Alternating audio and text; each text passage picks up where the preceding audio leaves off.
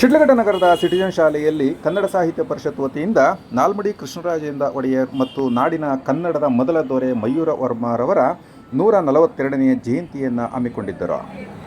ನಾಲ್ಮಡಿ ಕೃಷ್ಣರಾಜ ಒಡೆಯರ್ ಅವರು 1884ರಿಂದ 1940ರಲ್ಲಿ ಮೈಸೂರು ಸಂಸ್ಥಾನದ ಅತ್ಯಂತ ಜನಪ್ರಿಯ ಹಾಗೂ ದೂರದೃಷ್ಟಿಯ ರಾಜರಲ್ಲಿ ಒಬ್ಬರು.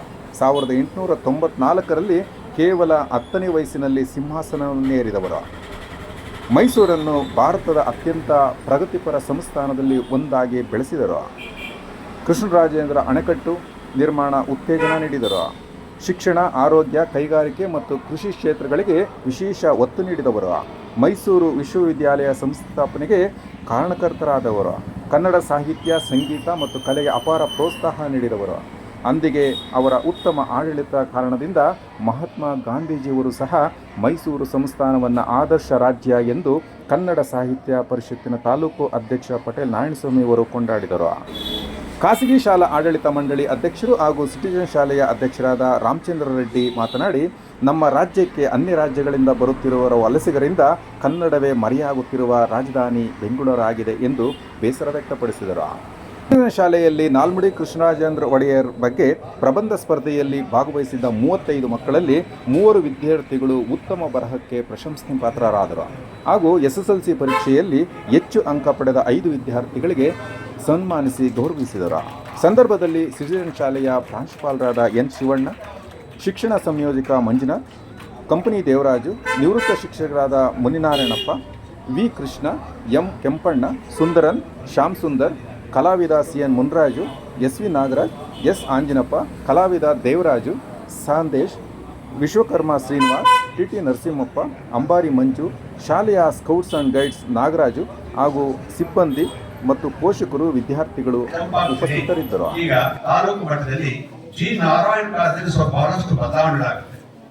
ಅವರು ಸಾಹಿತ್ಯ ಇವೆಲ್ಲ ಬರೀ ಕಾರ್ಯಕ್ರಮಗಳು ಕೇಂದ್ರದಲ್ಲಿ ಮಾಡಿದ ಪ್ರಯೋಜನ ಇಲ್ಲ, ಹಳ್ಳಿಗೆ ಹೋಗ್ಬೇಕು, ತಾಲೂಕು ಹೋಗ್ಬೇಕು ಅಂತ ಹೇಳಿ ಅಲ್ಲಿಂದ ಆದ್ರೆ ಜಿಲ್ಲೆ ಮತ್ತು ತಾಲೂಕು ಮಟ್ಟದಲ್ಲಿ ಕನ್ನಡ ಸಾಹಿತ್ಯಗಳನ್ನ, ಪರಿಷತ್ಗಳನ್ನ, ಸಂಘಗಳನ್ನ ಕಟ್ಟಬೇಕು ಅಂತ ಅವರು ತರಾವು ಮಾಡ್ತಾರೆ. ಅವರ ಹಿಂದೆ ಇದ್ದಂತ ಇನ್ನೊಬ್ಬರು ರೀತಿ ಬರುತ್ತೆ. ನೀವು ಎಷ್ಟೋ ಸರಿ ಅನೇಕ ಕನ್ನಡ ಪದಗಳು ನಿಮ್ಗೆ ಈಗಲೂ ಗೊತ್ತಿಲ್ಲ. ನೋಡಿ, ನಿಘಂಟು ಅಂದ್ರೆ ಬರೀ ಗಂಟು ಅಂತಂದ್ರೆ ನೀವು ನಿಘಂಟು ಅಂದ್ರೆ ಗಂಟಲ್ಲ, ಅದು ನೀವು ಶಬ್ದಕೋಶ ಅಂತ ಹೇಳ್ತೀರಲ್ಲ, ಡಿಕ್ಷನರಿ ಅಂತ ಇಂಗ್ಲಿಷಲ್ಲಿ, ಅದನ್ನ ಕನ್ನಡಕ್ಕೆ ಮಾಡಿದಂತ ಮಹಾಶಕ್ತರು, ಮಹಾಪಂಡಿತರು ಅವರು.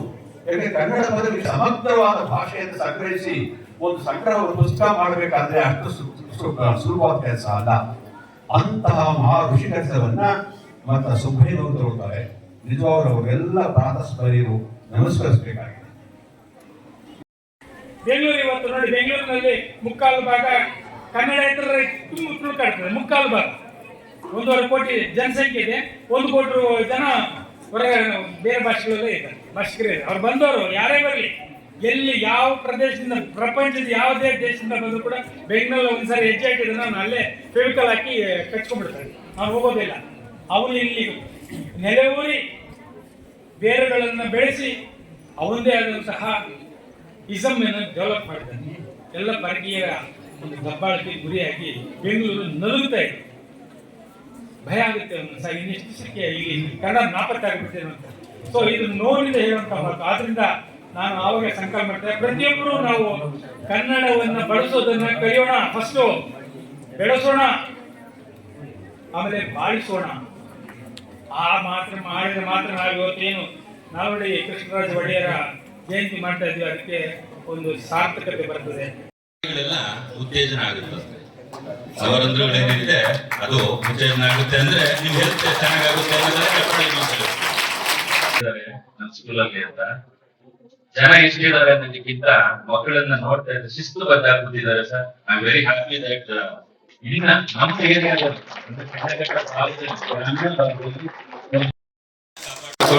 With everybody is having their identity card, ಇದೆಲ್ಲವನ್ನು ಮಾಡ್ತಾ ಇರೋದು ಒಂದು ಗ್ರಾಮೀಣ ಭಾಗದಿಂದ ಬಂದಂತ ವ್ಯಕ್ತಿಯನ್ನ ನಾವು ಕೊಂಡಾಡಲೇಬೇಕು. ಯಾಕಂದ್ರೆ ನಮ್ಮ ಕುಂದುಗುರ್ಕಿಯನ್ನ ಒಂದು ಗ್ರಾಮೀಣ ಬಂದು ಇಂಥ ಒಂದು ವಿದ್ಯಾಸಂಸ್ಥೆಯನ್ನ ಅವ್ರು ಕಟ್ಟಿ ಬೆಳೆಸಿದ್ದಾರೆ ಅಂದ್ರೆ ಅಂತದಕ್ಕೆ ಮೂಲ ಕಾರಣ ಶಿವಣ್ಣ ಸರ್ ಅಂತ ಅವರು ಸಾಥ್ ಕೊಟ್ಟಿರೋದು. ನಮ್ಮ ಕೃಷ್ಣ ಸರ್ ಹೇಳಿದಾಗೆ ನಾಲ್ವಡಿ ಕೃಷ್ಣರಾಜ ಒಡೆಯರ್ ಜೊತೆಗೆ ಇನ್ನೊಂದು 3 ಜನ, ಇಸ್ಮಾಯಿಲ್ ಆಯ್ತಾ. ಅದ್ರ ಜೊತೆಗೆ ವಿಶ್ವೇಶ್ವರಯ್ಯನವರು ಅವ್ರು ಇದ್ದಿದ್ದಕ್ಕೆ ಇವ್ರು ಇಷ್ಟೆಲ್ಲ ಸಾಧನೆ ಮಾಡ್ಬೇಕಾಗಿ ಮಹಾನ್ ವ್ಯಕ್ತಿಯಾಗಿ ಇದಾಗಬೇಕಾದ್ರೆ ಅದಕ್ಕೆ ಹೇಳೋದು A friend is in deed is A friend in deed ಅಂತ. ಆ ಫ್ರೆಂಡ್ಶಿಪ್ ಇರುವಂತ ವ್ಯಾಲ್ಯೂನೇ ಅದೇ ವ್ಯಾಲ್ಯೂನೇ ನಾವೆಲ್ಲ ಕಾಪಾಡ್ಕೊಳ್ಬೇಕು. ಅಂದ್ರೆ ಒಳ್ಳೆ friends we selective for the good friends, we selective for the good friends. ಆ ಗುಡ್ ಫ್ರೆಂಡ್ಸ್ ನ ನಾವು ಯಾವಾಗ ಸೆಲೆಕ್ಟ್ ಮಾಡ್ತೀವೋ ನಮ್ಗೆಲ್ಲ ಒಳ್ಳೇದಾಗುತ್ತೆ ಅಂತ ಹೇಳ್ತಾ ಜನ ಮತ್ತೆ ಇಂಥವ್ರು ಮಾತ್ರ ಶಾಲೆ ಕಾಲೇಜಿಗೆ ಹೋಗ್ಬೇಕು ಅಂತ ಇರುತ್ತೆ. ನಮ್ಗೆ ಗೊತ್ತಿರಲಿ, ಮೊಟ್ಟ ಮೊದಲು ಮೀಸಲಾತಿಯನ್ನ ಜಾರಿಗೆ ತಂದು 75% ಮೀಸಲಾತಿಯನ್ನ ಕೊಟ್ಟು ಎಲ್ಲಾ ಮಕ್ಕಳು ಶಾಲೆಗೆ ಬರಬೇಕು, ಎಲ್ಲ ಜಾತಿಯವರು ಬರಬೇಕು, ಎಲ್ಲ ಧರ್ಮದವರು ಬರಬೇಕು ಅಂತೇಳಿ ಮೊಟ್ಟ ಮೊದಲು ಇದನ್ನ ಮೀಸಲಾತಿ ಜನನಾಥ ಇದ್ದಾರೆ ನಾನು ಕೃಷ್ಣರಾಜ. ಅಷ್ಟೇ ಅಲ್ಲ, ಮಕ್ಕಳ ವಿದ್ಯಾಭ್ಯಾಸ ಕೊಡೋಕ್ ಮುಂಚೆ ಒಂದು ಮಾತನ್ನ ಹೇಳ್ತಾರೆ, ಯಾರು ಕೂಡ ಮಕ್ಕಳ ಪ್ರಾಥಮಿಕ ಶಾಲೆ ಮಾಧ್ಯಮಿಕ 10ನೇ ತರಗತಿ ತನಕ ಎಲ್ಲೂ ಫೀಸ್ ತಗೊಳ್ಬಾರ್ದು ಅಂತ ಒಂದು ಕಾನೂನನ್ನು ಮಾಡ್ತಾರೆ. ಅಷ್ಟೇ ಅಲ್ಲ, ಅವರು ಕೂಡ ಶಾಲೆಗಳನ್ನ ತೆಗಿತಾರೆ. ಅದ್ರ ಜೊತೆಗೆ ನಿಮ್ಗೆ ಗೊತ್ತಿರಲಿ, ಅದು ತನಕ ಹೆಣ್ಮಕ್ಳು ಶಾಲೆಗೆ ಹೋಗ್ತಾನೆ ಇರಲಿಲ್ಲ. ಮೊಟ್ಟ ಮೊದಲು ಇವರೇ ಶುರು ಮಾಡಿದ್ದು ಸ್ತ್ರೀ ಕಡ್ಡಾಯ ಶಿಕ್ಷಣ.